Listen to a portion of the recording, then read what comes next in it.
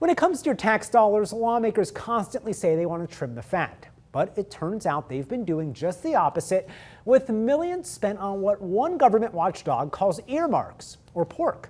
CBS 2's national correspondent Christine Frizzell brings us an exclusive look at this year's aptly named Congressional Pig Book, a few hours before it's released. You may not know this, but these wild horses live on public land, which means their lives and their livelihoods are paid for by our tax dollars. Last year, about $81 million of them.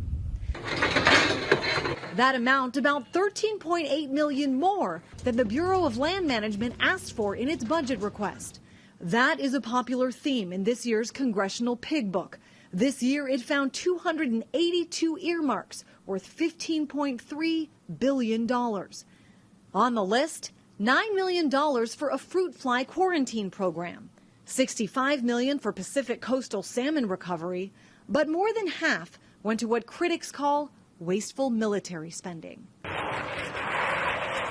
That includes $1.8 billion for 16 extra F-35 Joint Strike Fighter aircraft, which year after year have performed poorly and have been plagued with cost overruns and delays. The Pentagon didn't ask for these extra Joint Strike Fighters, yet Congress added them into the budget. The 2018 Bipartisan Budget Act increased federal spending by more than 13%, but earmarks went up much more. Earmarks have increased by 73% over the past 2 years. But here's the thing. There's actually been a moratorium on earmarks since 2012. But instead of making them go away, it just means the process now takes place anonymously. There are no names attached to the earmarks.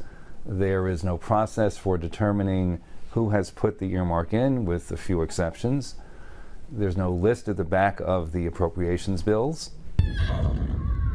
Questions of transparency now running wild in Washington, with the next spending debate just around the corner.